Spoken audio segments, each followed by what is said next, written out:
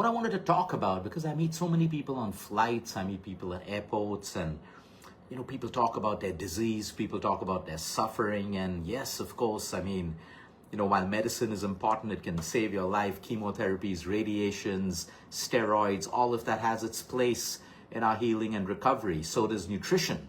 Today, nutrition is at a depth of being cellular. We have foods that can help you with angiogenesis. We have foods that can be anti-angiogenic. We have foods that can help you with your DNA, your stem cells, your microbiome, your immune system, anti-inflammatory foods. They all exist.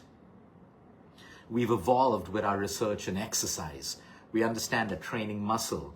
We understand that strength training, anaerobic, that the human body needs flexibility, it needs mobility. It needs all of these things together.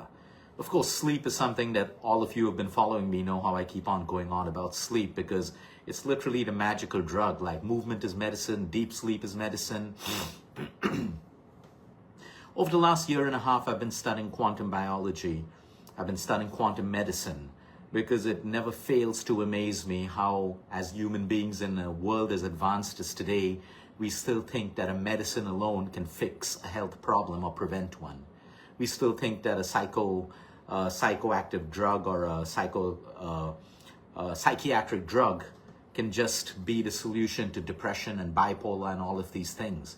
We think that there's a magic superfood out there that will help us burn belly fat. And we're still ignorant to the fact that the human body is this marvel of microscopic engineering and sheer brilliance that needs to work together to protect us. But most of our bodies are working against us. We're trying more and more extreme ways to be healthy, to recover from our diseases. We're hammering the symptoms more and more with chemicals and toxic treatments, but we're not getting anywhere. We don't have any major breakthrough yet.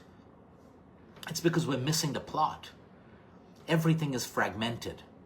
Meditation is fragmented, yoga is fragmented, exercise is fragmented, allopathy is fragmented, different forms of medicine are fragmented. It's not coming together like the human body needs it. It's been now 14 years since I've been consulting with patients, and when I started off like 14 years ago, since my specialty was cellular nutrition, I thought cellular nutrition was everything. But year two quickly changed that for me when I realized that, hey, nutrition is a small but important part. The human body needs a lot more. How are we able to create that environment within the body? The same way the environment around us impacts every one of our trillion cells. The environment inside is what breeds disease or breeds health.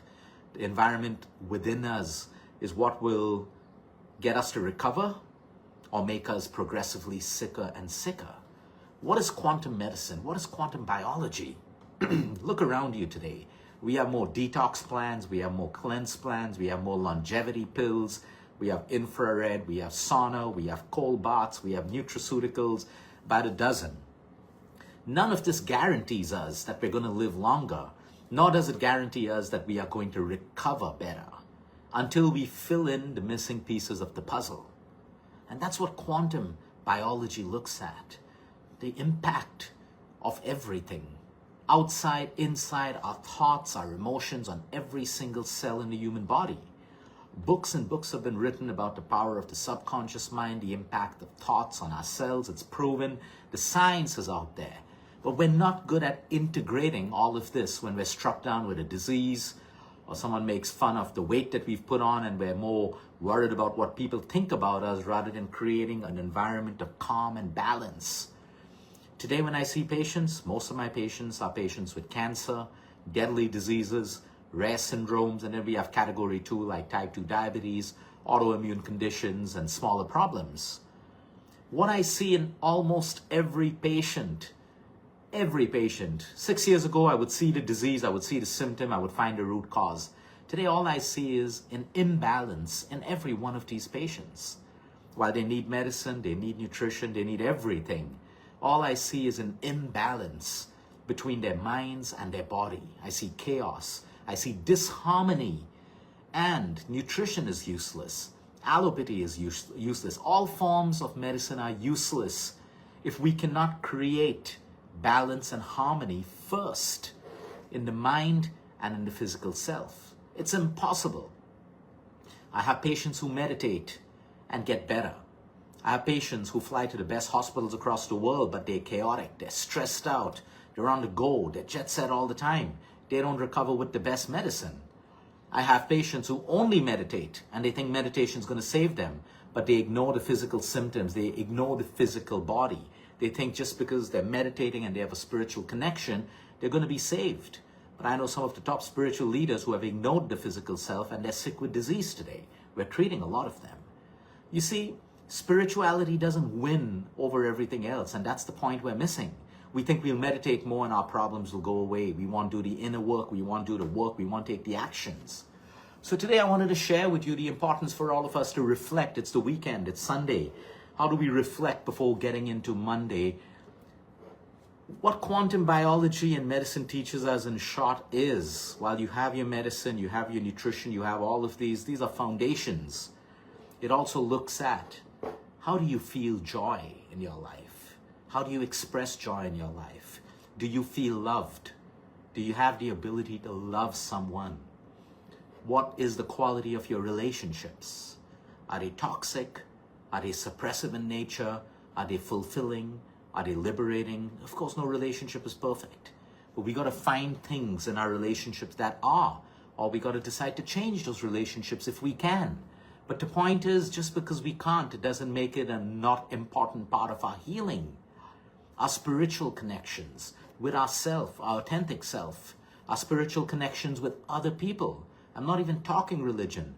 Religion, great, follow it. Spirituality, our spiritual connection, kindness, the ability to let go, forgive, accept. These are difficult things. But just because they're difficult, it doesn't mean it's not an important part of our healing. It's not an important part of our prevention. I can't tell you how many of my patients have started to heal when they just started to express really deeply rooted emotions that they carried over the years.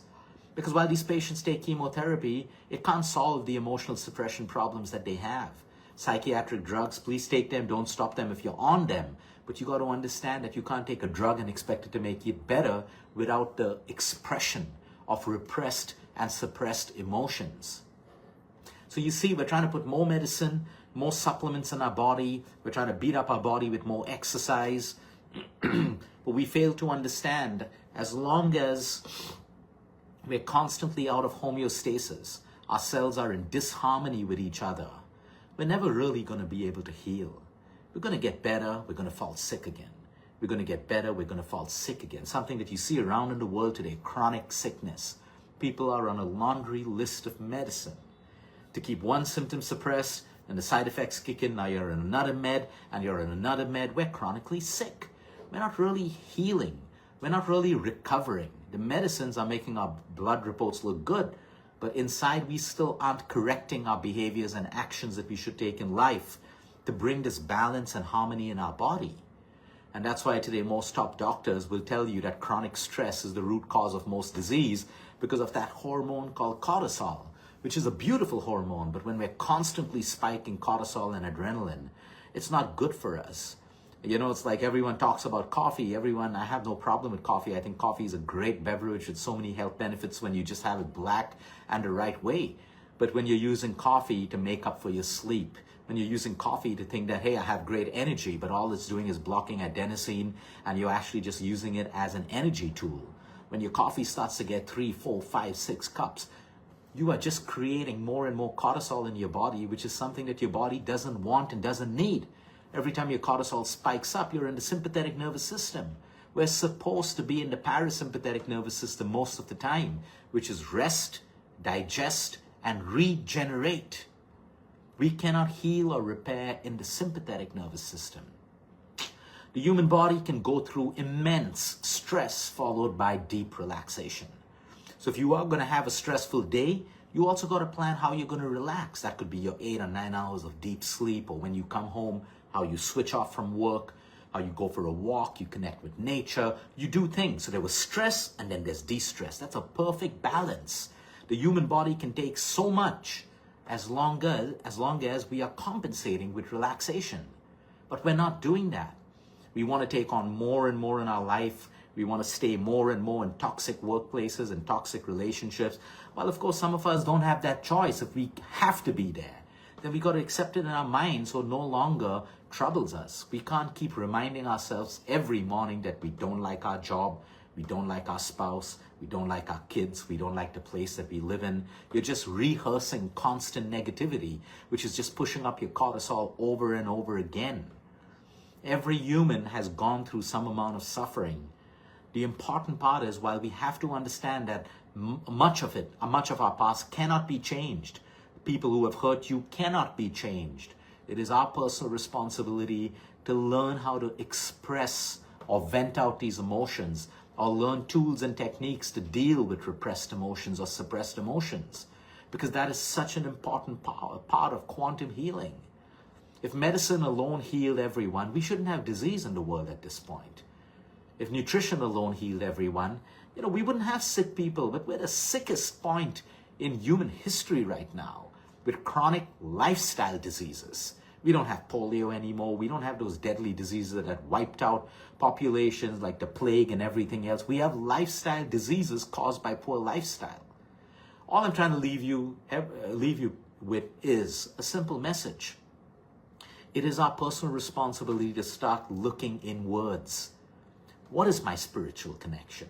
How does spirituality fit in my life to help me be calm, help me and give me the strength and courage to accept, to let go, to forgive, to learn how to focus on things and people that matter and leave everything else that doesn't matter and the people that don't matter, because I need to take the responsibility of creating my personal peace within me. Even though I may be stuck in a job that I don't like, in a relationship that I don't like, it doesn't matter. I am responsible for my inner sanctuary. I am responsible. No one else is. It is your body. It is your temple. It is your gift of life. It is your responsibility. While you can take help to create that space, you cannot outsource this responsibility. When I look at two categories of my patients, the ones who always heal better are the ones who build relationships, focus on just beyond medicine and nutrition. They find little things to be joyful about. They practice gratitude. They strengthen their spiritual connections. All of these things are part of your healing. I know the world has made us believe, because we've chased quick fixes and instant gratification as a civilization. And that's why every business is just throwing things out that you don't need to work out. You don't need to do any inner work. Just take this pill. Just take this supplement. Just take this powder and you'll be better. We're not better, because the human soul is screaming and craving for what we're not giving it.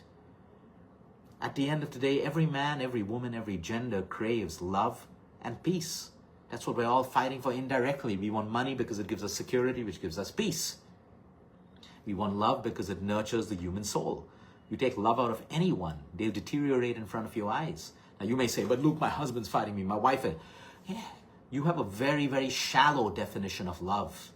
In this beautiful cosmos, this massive universe, if you've just relied on one person to give you love, you made the biggest mistake in your life. You can get love from a child, from a parent, from a lover, from a friend, from your spiritual connection. Of course, we want that love from a partner. Sometimes we don't get everything that we want. While we can try to build on it, we have to develop different other sources of love. Without love, nothing works. Some people, they see a sunset and they say, look, I feel so loved. That's good enough. That's a great start. Start exploring your options of things and people that you can love. Also, when we don't get love, we stop giving it. Giving love makes us feel so good when we give it genuinely. How many of you love that feeling of giving? That's also a great feeling.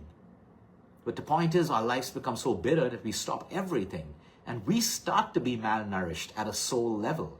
We're putting more organic food in. We're putting more pumpkin seeds into our body. Good, you're nourishing the body, but what about the human soul? You can be alive and yet dead. So many people are like that. They're just dead inside, pulling on with life. Given a disease, become a victim to the disease. Of course, if it's your time to go, it's your time to go. If it's my time to die, I'm going to die, irrespective. But we don't understand our destiny. We don't know, so we don't think about it. We don't power it with thoughts and emotions. We just live fully. And we focus on what we can do. And this is where we are mostly all stuck in our healing journey. We are not putting the pieces of the puzzle together and understanding that the woman out there and a man struggling to lose weight. The point is because you're struggling, you're trying too hard. You're not looking at the physical and the mental, the emotional and the spiritual, and putting it all together. The last point is safety. If we do not feel safe as human beings, you are constantly in survival mode. Your cells are constantly in survival mode. You're in the sympathetic nervous system. When we're living in survival mode, the body cannot create, it cannot repair, it cannot regenerate, it cannot digest properly, it cannot assimilate food, because we're constantly in a state of survival. It's only trying to keep you alive. When you're in a state of survival, you cannot feel love. You cannot say nice things. You cannot be kind. Because in a state of survival, that's not important. You will be the most selfish person. Because that's what it is to be in a survival mode. Selfish. We can't feel compassion. We can't even feel gratitude. How many of us are living in a state of survival right now? That's what we need to change. Then everything else starts to work better. Your medicines, your food, your exercise, you get to sleep deeper.